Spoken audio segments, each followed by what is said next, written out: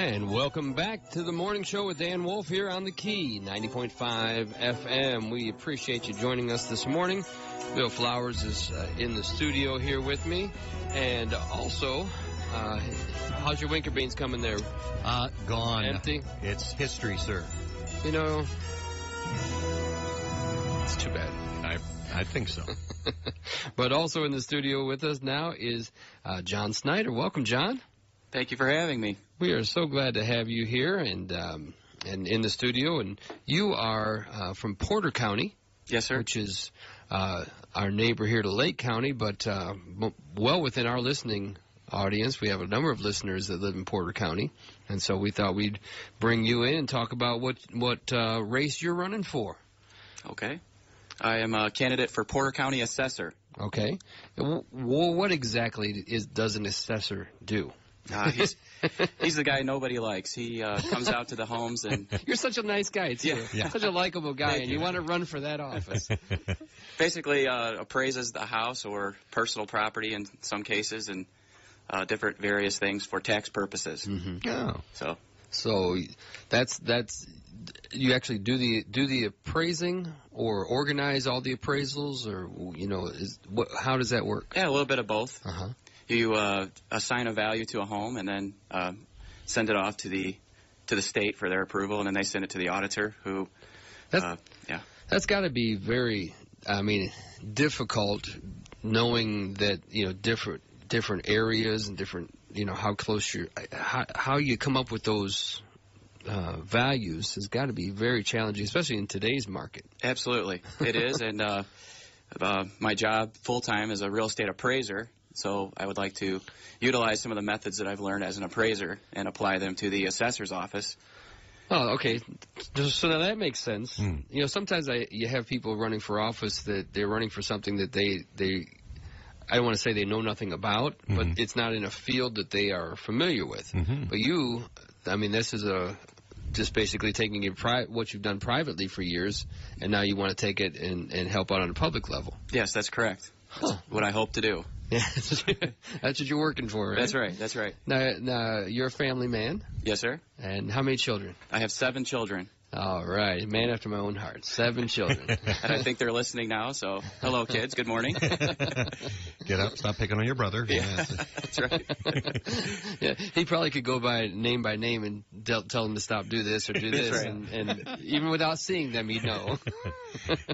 It's fatherly intuition right there. Yeah. So 7 children. That's tremendous. Just like you. Yep.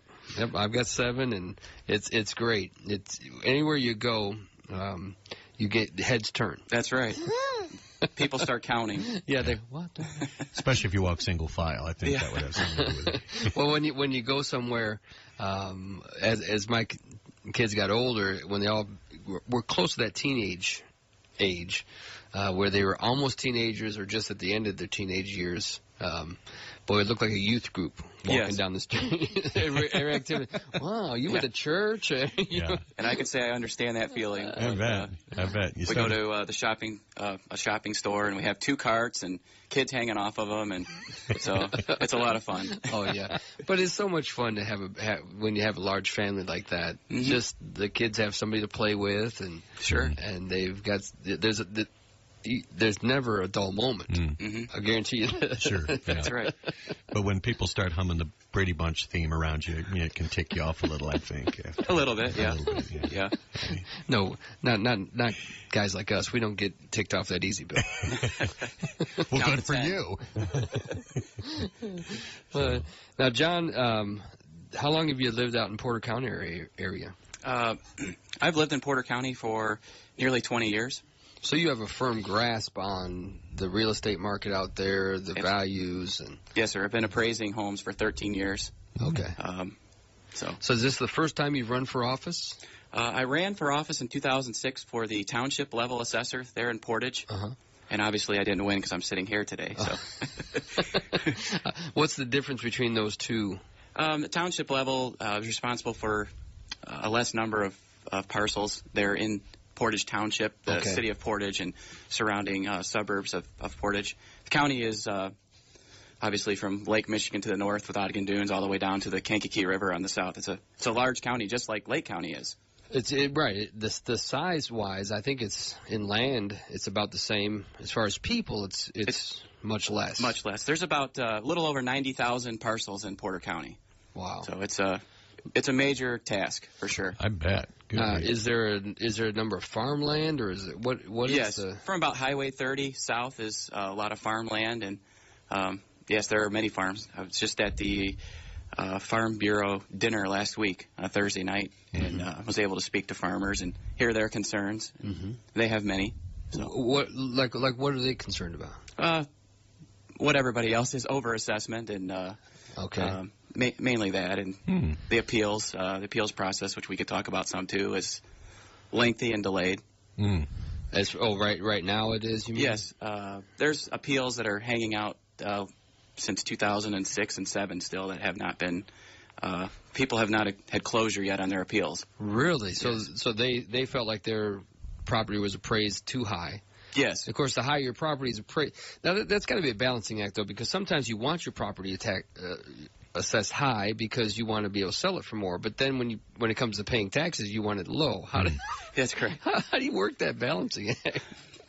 The state asks us to for fair and accurate assessments based upon. A lot of people think it's just market value, and really it's the definition by the state is market value in use, which therefore what's the best use for the property and what's the value based upon the use. Oh, okay. Now, in a single-family home, obviously that's market value. So, right. Now, when you look at the residences, and I would think that assessing is a marriage of art and science, I would think, to some extent, and not, of course, the outsider looking in. But maybe I'm asking, how does one train for that, or really, how do you put it on the scales? How do you evaluate, let's just say, a residence rather than commercial property?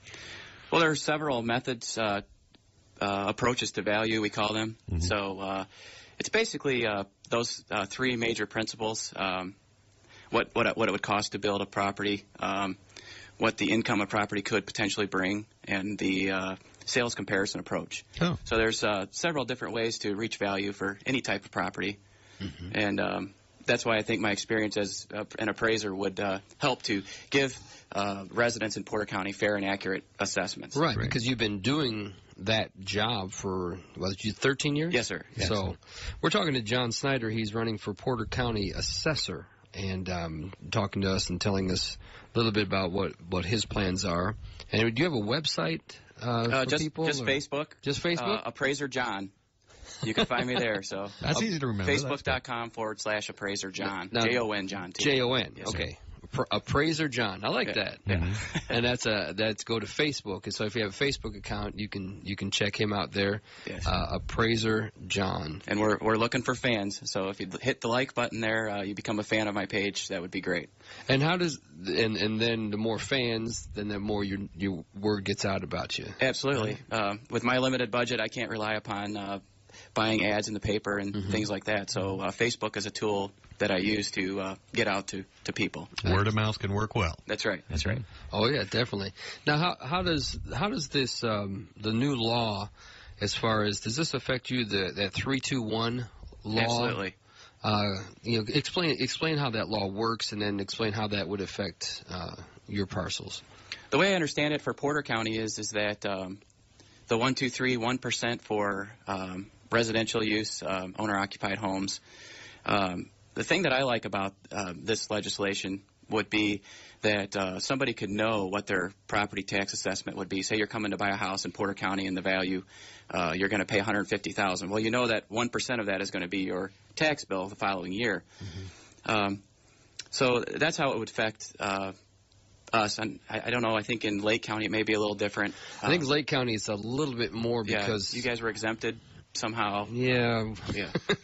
Somehow we don't get the full value there, but because of some bills that we have accrued here in Lake County for over years, we owe a lot of money, so they weren't able to give us the full 321.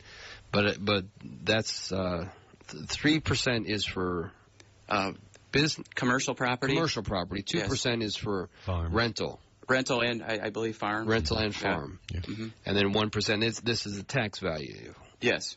Yes.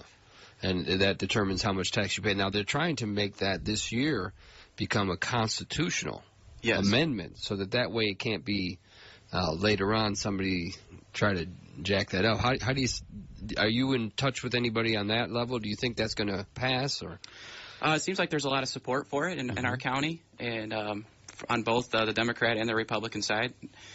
So I would assume that it would pass, but anything can happen. So right. It seems like a no-brainer to me to get that locked in, because I've seen before where you have a tax, and then all of a sudden later on down the road the administration changes and they say, oh, that tax is low. Let's we could get a little money out of that and charge them a little bit more tax. And so here we work so hard to get our property taxes low, but they're not going to stay low unless we get that as a constitutional amendment. Correct. So that seems like an important thing and to everybody. But so is there a lot of commercial property out there? Is there mainly farms and homes? Porter County is a very diverse county, and there is a lot of commercial properties in Porter County. And Porter County has been developed here recently as well, so there's a lot of you still see building going on the commercial side. Is it LaPorte? No, not LaPorte.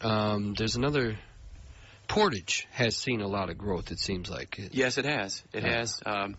Seems to have been a little stagnant here in recent years, but right there along I-94 to the north side where they've built a tremendous number of businesses there. So there's been a lot of growth out in that area. So, well, we wish you the best in your race there, and hope the word of mouth will get out. And absolutely. Yeah. Anything else you'd like to share about your campaign or about you? I'm an independent Baptist like you guys are. I attend the Bible Baptist Church in Highland, and thankful that I can have a part there. And so I appreciate support from our type of people. Right. And seems like the campaign is going well. Excellent. A lot of goals for Porter County, and I'd like to see the assessment process turned around and things done efficiently and on time. So that's good. Good efficiency and on time. I'm all for that. Folks are going to get behind you on that one. Yeah. That's for sure.